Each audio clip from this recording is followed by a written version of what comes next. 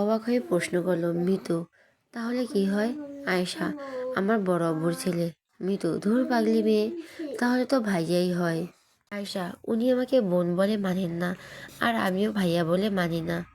মৃদু, আচ্ছা যাই হোক, আমি আমার নাম্বারটা দিচ্ছি, তুমি স্যারকে দিয়ে দিবে কেমন?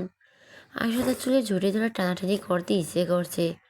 নেহাত সিনিয়র আপু বলে কিছু বলতে পারছে না, ভিতর ভিতর জলে পড়ছে। ভদ্রতার খাতিরে বলল, ঠিক আছে দিয়ে দিব। মিতু এক টুকরো কাগজ বের করে আয়শার হাতে দিল। আয়শা ওটা নিয়ে ওর বন্ধুদের কাছে গেল। ওরা তো আয়শাকে বকেই যাচ্ছে, তুই কাগজ নিলি কেন? বারণ করতে পারিসনি? বলবি নিজের কাজ নিজে করতে, তাহলে তো বুঝতে পারবি আশিক ভাইয়া কারোর সাথে প্রেম করে কি না। আয়শা ওদের কথায় আবার মিতুর কাছে গেল।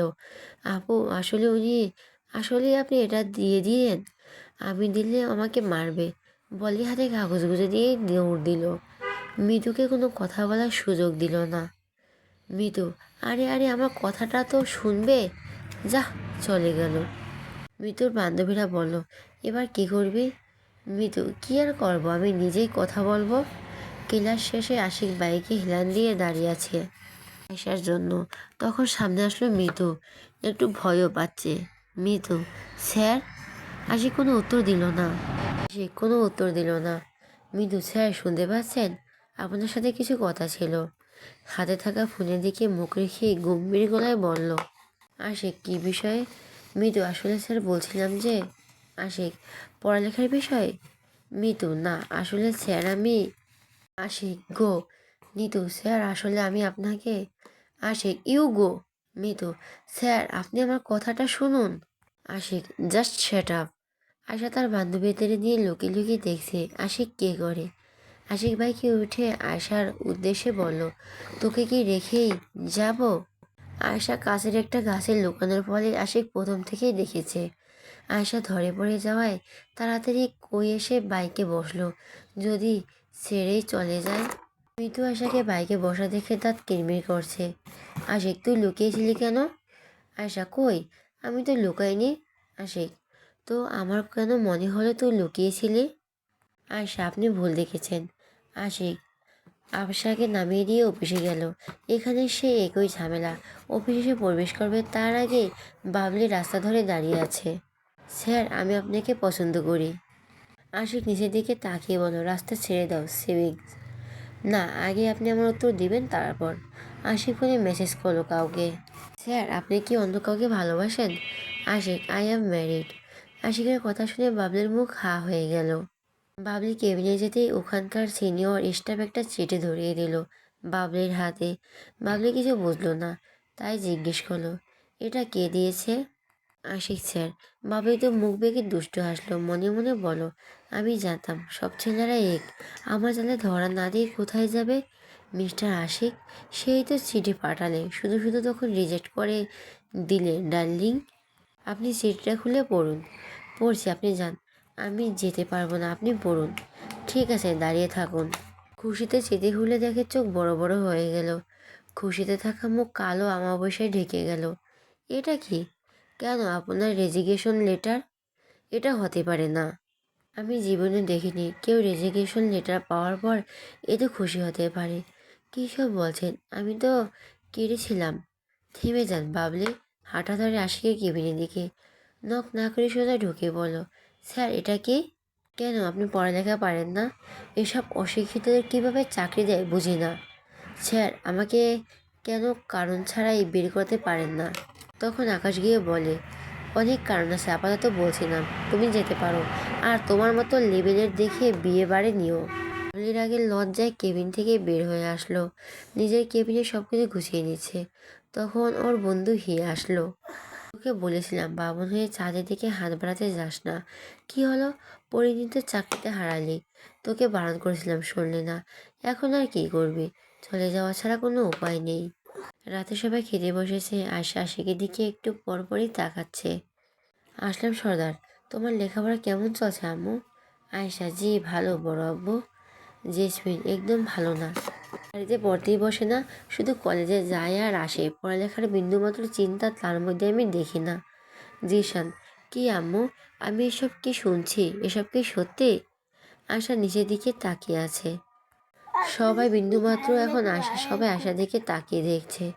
জেসমিন, এইবার যদি A+ না পাও তাহলে আমি যা করার করব, এই আমি বলে দিলাম। জিশান, কালকে আমি একজন টিচার ঠিক করব। আমার বন্ধুর ছেলে পড়ায়, ওকে একবার বলে দেখবো, সে এসে তোমাকে পড়াবে। কাল থেকে ভালো মতো পড়বে, কেমন? আয়শা মাথা নাড়ল। জেসমিন, দেখছেন ওর মুখ দিয়ে কথাই বের হচ্ছে না। পড়ার কথা বললে নাকি তার ক্ষুধা লাগে। রেবেকা বেগম, উফ, তুই আর মেয়েটার সাথে লাগিস না, মেয়েটাকে একটু খেতে দে। আশিক ঠান্ডা মস্তিষ্কে খেয়ে যাচ্ছে, যেন তার কোনো টেনশনই হচ্ছে না। আর এইদিকে আয়শা আর অর্ণব আশিকের দিকে তাকিয়ে বোঝার চেষ্টা করেছে আশিক একটা ছেলে পড়াতে আসবে। আশিককে কথাটা শুনতে পারেনি। খাওয়া শেষ করে যে যার রুমে চলে গেল। আশা রেজের রুমে শুয়ে আছে আর ভাবছে, আচ্ছা উনি তখন ওই আপুকে কি বললেন, কিছু তো শুনতে পেলাম না। আশিক বারান্দায় দাঁড়িয়ে আছে, ভবিষ্যতের কথা ভেবে দীর্ঘশ্বাস ছাড়লো। বাড়িতে সবাই কি মেনে নিবে ওর ভালোবাসা? দীর্ঘ 13 বছর ধরে বুকে জমিয়ে রাখা ভালোবাসা দিন দিন ভালোবাসার সাগরে ঢেউয়ের মতো বেড়েই চলছে। এ তো ভালোবেসে যদি না পায় তখন কি হবে? তাকে ছাড়া বাঁচার কল্পনা করতে পারে না, যাকে একদিন না দেখলে দুনিয়া অন্ধকার লাগে। বুকে অসহ্য ব্যথা অনুভব হয়, যাকে ছাড়া নিঃশ্বাস নেওয়া কেউ বৃথা মনে হয়। তাকে যদি পরিবারের জন্য ছাড়তে হয়, সে উন্মাদ হয়ে যাবে। এসব ভাবনা শেষ করে আয়শার রুমে গেল। আয়শা ঘুমিয়ে গেছে। আশিক মেঝেতে হাঁটুর উপর ভর দিয়ে আয়শার মুখের কাছে বসলো, চোখ মুখ থেকে চুল সরিয়ে দিল সযত্নে। সুহাসিন, তুই আমার সুহাসিনী, মাই রুজিং স্টার্লিং, তোকে ছাড়া আমার কোনো অস্তিত্ব নেই। আমি তোর মাঝে বেঁচে থাকি। আমার বেঁচে থাকার একমাত্র কারণ তুই। তুই বিনা আমার অস্তিত্ব বিলীন হয়ে যাবে। আমি জানি তুইও আমাকে ভালোবাসিস, কিন্তু যদি এটাকে বেছে নিতে বলে তখন তুই কি করবি? তুই কাকে বেছে নিবি? তুই এই সিদ্ধান্তের সম্মুখে যাওয়ার জন্য এখনো প্রস্তুত নয়। তোকে ছাড়া আমি বাঁচব না। তোর সিদ্ধান্তের উপর আমার বেঁচে থাকা নির্ভর করে। ঘুমন্ত আশা জানতেও পারল না কেউ পৃথিবীতে তাকে কতটা অসম্ভব ভালোবাসে। তুই যদি একবার এই গভীর চোখের দিকে তাকিয়ে দেখতি তাহলে বুঝতি কতটা যন্ত্রণা হয় ভালোবাসার মানুষকে কাছে দেখেও একবার জড়িয়ে ধরার প্রবল আকাঙ্ক্ষা আমার থেকেই যাবে তোকে না পাওয়া পর্যন্ত। আশিক কপালে একটা ভালোবাসা পরশ রেখে দেয়। তুই জানিস তোকে লুকিয়ে কত হাজার চুমু আমার দেওয়ার হয়ে গেছে। আশিক নিজের ঘরে গিয়ে শুয়ে পড়ল। এদিকে হাদু শুয়ে শুয়ে দুপুরে তোলা ছবি ফোনে জুম করে করে দেখছে। হঠাৎ কি করে আমার জীবনে এলো মেয়ে, আমার জীবন তছনছ করে দিল। তোমাকে ছাড়া কিছু ভালো লাগে না, এই কেমন দহন। রূপসী, তোমার অপেক্ষায় দিন গুনি। সকালে আয়শা রেডি হয়ে নিচে নামছে। আশিক সোফায় বসে অপেক্ষা করছে। আশার দিকে তাকাতেই কেমন ভালো লাগলো, মনের ভিতর গান বেজে উঠল। আমি জ্ঞান হারাবো, মরে যাব, বাঁচাতে পারবে না কেউ। হঠাৎ চোখ যায় লিপস্টিক দেওয়া ঠোঁটে, আর মেজাজ চড়ে গেল। রাগে চোখ বেরিয়ে আসবে এমন। আয়শা আশিকের দিকে তাকাতেই এমন অগ্নিমূর্তি দেখে ভয় পেল। উনি আমার দেখে এমন করে তাকিয়ে আছেন কেন? মনে হয় কোনো অপরাধ করে ফেলছি। বলি মুখে হাত দেয়। তখন মনে পড়ল ঠোঁটে লিপস্টিকের কথা। ভেবেছিল এ তো খেয়াল করবে না, তাই একটু দিয়েছে। আশিকের তাকানো দেখে ভয়ে সামনে মাকে দেখে দৌড় দিল মায়ের কাছে। আয়শার হঠাৎ দৌড় দেখে আশিক চোখ ছোট করে তাকালো। ঘাড় ঘুরিয়ে দেখে আয়শা মায়ের আঁচল দিয়ে লিপস্টিক তুলছে। এটা দেখে আশিক মুচকি হাসলো। কলেজে ক্লাস শেষ করে বাড়িতে আসলো। আয়শার বাবা বাড়িতে ফোন করে বলেছে তার বন্ধুর ছেলে আসবে পড়াতে। আয়শা তখন থেকে পড়ার টেবিলে বসে আছে, কিন্তু কারো আসার নাম নেই। রাতে সবাই ফিরলে আয়শার বাবা বলো, ছেলেটা কেমন পড়িয়েছে? আয়শা বাবার মুখে এমন কথা শুনে আয়শার মা রেগে গেল। আমাদের সাথে ফাজলামো করেন আপনি? কতক্ষণ ধরে বসেছিলাম। কোথায় আপনার বন্ধু ছেলে? একটা কাকও বাড়িতে আসেনি। পারবেন না যখন বলেন কেন? কি, আসেনি? কিন্তু আমি যখন ফোন করেছিলাম তখন তো রাস্তায় ছিল, আমাদের বাড়িতেই আসছিল। ছেলেটা কোনো অ্যাক্সিডেন্ট হয়নি তো? ফোন বের করার সাথে সাথে কল করলো। আসসালামু আলাইকুম আঙ্কেল। ওয়ালাইকুম আসসালাম। তুমি ঠিক আছো তো বাবা? আজকে আসার কথা ছিল, আসবে বললে। রাস্তায় কোনো অঘটন ঘটেছিল? ছেলেটি মনে মনে বলল। যে মিসাইল বানিয়ে রেখেছেন বাড়িতে, আবার বলে ঠিক আছে কি না। জীবনে হাতে নিয়ে ফিরেছি, এখন আবার বিয়ে হয়নি। আমি তো সকালে মরতে চাই না। আসলে আঙ্কেল আমার সময় হবে না, এই সময় একটা টিউশনি আছে, আমি বলতে ভুলে গেছিলাম। তাহলে তখন আমি ফোন করলাম, তখন তো বললে আমাদের বাড়িতেই আসছো। তোমার কি কিছু হয়েছে, টাকা নিয়ে সমস্যা হবে ভাবছো? আরে আঙ্কেল এমনটা নয়, আসলে দুঃখিত, আপনি অন্য টিচার দেখেন। বলেই কল কেটে দিল। পড়াতে আসবে না শুনে আয়শার মন খুশিতে নেচে উঠল, কিন্তু হঠাৎ না করে কিছুতেই মেনে নিতে পারছে না বাড়ির কেউ। আসলাম সর্দার বিচক্ষণ মানুষ, আশিকের দিকে নজর দিল একবার। সে আপন মনে আছে, তার এসব নিয়ে কোনো হেলদোলি নেই। কিন্তু আসলাম সর্দারের মনে সন্দেহ হলো। অর্ণব বলেই ডাকতেই আমি কিছু করিনি, সবাই ওর দিকে তাকিয়ে আছে। আকাশে তো মন চাচ্ছে এই ছেলেটাকে জ্যান্ত চিবিয়ে খেতে, কোনো কথা পেটে রাখতে পারে না, ঠিক বিড়বিড় করে বেরিয়ে আসে। সবাই ওর দিকে তাকিয়ে আছে। অর্ণবের মা বলল, তুই কি করিসনি? অর্ণব যে কি বলেছে এখন বুঝতে পেরেছে। চোরের মন পুলিশ পুলিশ। আসলাম সর্দার, কি করনি তুমি? আমি আসলে কিছু করিনি, আমি ফোনে বলছিলাম আর কি। আসলাম সর্দার, ওহ ঠিক আছে, কাল থেকে আশাকে তুমি পড়াবে। অর্ণব, কি? মনিমুল সর্দার, কেন, তোমার কোনো সমস্যা আছে? অর্ণব, আসলে বাবা আমি তো তেমন বোঝাতে পারি না। এক কাজ করো, আশিক ভাইকে বলো, ভাইয়া সুন্দর করে বোঝাতে পারবে। আমি এমনি কিছু পারি না, তার উপর এক বললে কলম বুঝে নিবে, আমাকে ছেড়ে দাও তোমরা। রেবেকা, আশিক তোর সময় হবে? যদি হয় তাহলে পড়াস মেয়েটাকে।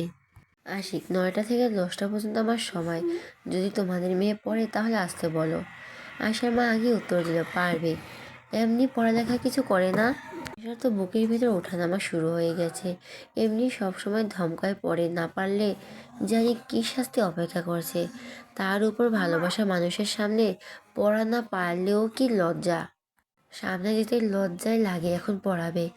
মনে মনে বলে, মা হয় এমন শত্রুতা কিভাবে করলে আমার সাথে? মেয়েকে বিপদের মুখে ফেলে দিতে পারলে? অসহায় মেয়েকে মায়ের দিকে তাকিয়ে বলল, একদম দেখা সাজবি না, কাল থেকে পড়তে যাবে, না হলে ঠ্যাং ভেঙে রেখে দেব। মা। সময় 10টা কাটায় চলে গেছে। আশিক ছাদে বসে দূর আকাশের দিকে তাকিয়ে আছে। মনে ঝড়ো হাওয়া পেয়েছে, নিজের করার চেষ্টা সর্বক্ষণ ভেবে চলে। ভালোবাসার জন্য মানুষ কি না করতে পারে, তবে আশিক শুধু সঠিক সময়ের অপেক্ষা আছে। এটা হাতে নিয়ে সুর তুলল, আমার একলা আকাশ থমকে গেছে রাতের স্রোতে ভেসে, শুধু তোমায় ভালোবেসে। গান শেষ করে দেখে তার প্রেয়সী দাঁড়িয়ে আছে। কী ব্যাপার, তুই এখনো ঘুমাসনি? না। এই তো রাত পর্যন্ত ঘুম বাদ দিয়ে এখানে এসেছিস কেন? তোর সাহস কি দিন দিন বেড়েই চলেছে। এটা চলবে কেন, আমার সাহস বরাবরই এমন ছিল। তাই নাকি? হুম। এই তো সাহস দেখানো কিছু হয়নি, যা ঘুমা, সকাল সকাল উঠতে হবে, চল। আয়শাকে রুমে নিয়ে নিজের রুমে চলে গেল। দিনের মতো আজকের দিনটাও শুরু হলো। আজকে আদরও গেছে কলেজে, তারা ঘুমপুরিকে দেখতে। ওই রে, তুই আজকে আমার সাথে দেখা করতে আসলি? অন্য অন্য গন্ধ পাচ্ছি, কাহিনী কি? কাল বললাম আসলি না, আর আজকে চলে এসেছিস, তাও কলেজে। কি বলিস আশিক, আমি কি তোর কাছে আসতে পারি না? পারিস তো, বল কি করতে এসেছিলি? তুই এভাবে কথা বলছিস কেন? তো কিভাবে বলবো? আমার বাসায় এসেছিস, বস, খেয়ে যাবি।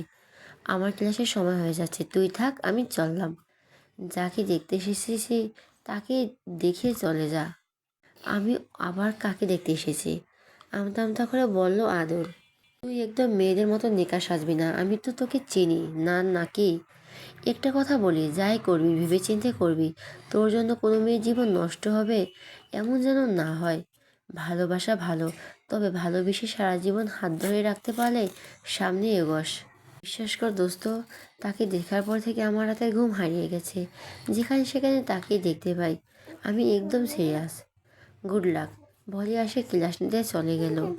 আদর ঘিরে দাঁড়িয়ে আছে রাস্তার এক টঙ্গের দোকানে, চা খাচ্ছে। কলেজ শেষে নূপুর যেই পথে বাড়িতে যায়, সামনে নূপুরকে আসতে দেখে তাকিয়ে আছে, যদিও নূপুর দেখতে পারেনি।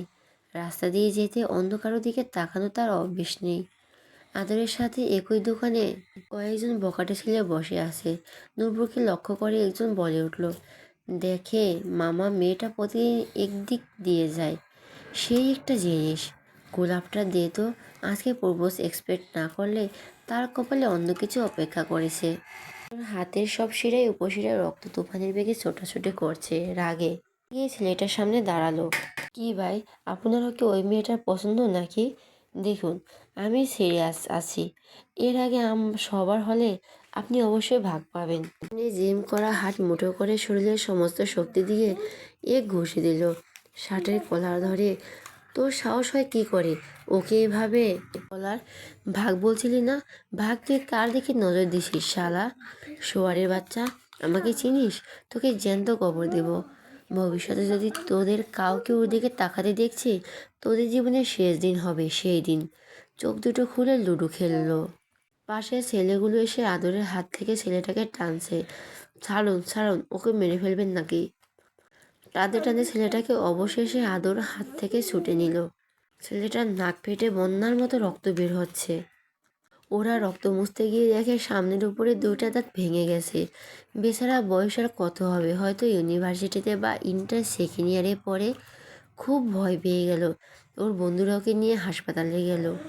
দুপুর হওয়া তেমন লোকজন ছিল না। টঙের দোকানে এদিকে এসে আদরের হাতটা থেকে বেঞ্চিতে বসে দিল। আদরের হাত থেকে রক্ত পড়ছে। ঠিক করেছো বাবা, ছেলেগুলো খুব খারাপ। এখানে এসে সব মেয়েদের দেখে কত খারাপ খারাপ কথা বলে। আমি আর কি বলবো, আমার কথা শুনে না, আমাকে উল্টাপাল্টা শাসায়। আজকাল ছেলেদের আমি কিছুই বুঝি না বাজান। বাপ মায়ের কথাও কেউ শোনে না। তুমি কাজটা একদম ঠিক করেছো বাজান। কথা বলতে বলতে আদরের হাতে একটা ওয়ান টাইম ব্যান্ডেজ লাগিয়ে দিল। মেয়েটাকে তুমি চিনো? তোমার কেউ হয় বাজান? কিন্তু দোকানের কথায় আদর মুচকি হাসলো। এতেই বৃদ্ধ লোকটি বললেন, ভালোবাসো বুঝি মেয়েটাকে? মেয়েটা খুব ভাগ্যবতী, তোমার মতো একজন তাকে ভালোবাসে। দোয়া করবেন দাদু, উপরওয়ালা যেন তোমার ভালোবাসার পূর্ণতা দান করে। আমিও তোমার দাদিকে ভালোবেসে বিয়ে করেছিলাম। এ তো অভাবের মাঝেও সে আমার হাত ছেড়ে যায়নি আজও। আমাকে সেই ছোটবেলার মতোই ভালোবাসে। আমার যাওয়ার অপেক্ষা করে বসে থাকে। আমার কখনো মনে হয় না আমাদের বয়স বেড়েছে। বৃদ্ধর কথা শুনে আদর অবাক হলো। বয়স প্রায় 80-র মতো হবে, তারপরও তাদের মধ্যে এত ভালোবাসা। আয়শা শুনে শুনে ফোন চাপছে। হঠাৎ সেই অচেনা আইডি থেকে মেসেজ আসলো। এতদিন বিয়ে বাড়ির চাপে ফোন হাতে নেওয়ার সুযোগ পাননি। মেসেজ ওপেন করে দেখে। কি হলো, ভুলে গেলেন নাকি এই বন্ধুটাকে? অনেকদিন লাইনে আসেন না যে। আসলে বোনের বিয়ে ছিল, এসবে ব্যস্ত ছিলাম। বাহ, বোনের বিয়ে হলো কই? আমাকে তো একটু বললেনও না। বোনের বিয়ে হলো, আমার মনে হয় কোনো মিলাদ পড়ানো হয়নি। দাওয়াত দিবেন বা বললেই হয়। অপমান করার কি আছে? তো আপনার প্রেম কতদূর গড়ালো? আমি ব্যক্তিগত কথা অপরিচিত কারোর সাথে শেয়ার করি না। ওই পর থেকে লোকটি মুচকি হাসলো। আমার তো জানতেই হবে, আমার নিজেরই তো লাভ। রাতে খেয়ে সবাই যে যার রুমে চলে গেছে। আয়শা এখন চোখ মুখে ভয় নিয়ে আশিকের সামনে পড়ার টেবিলে বসে আছে মাথা নিচু করে। কি হলো, বই বের কর। কই, কি বই? ফিজিক্স বই বের কর। অভাগা যেদিকে যায় সাগর সেদিকে শুকিয়ে যায়। আল্লাহ, তুমি আমাকে এই দিন দেখাবে? না হয় আমি পারি না তাই বলে এভাবে বিসমিল্লাহ খুঁটি নড়বড় করে দিবে?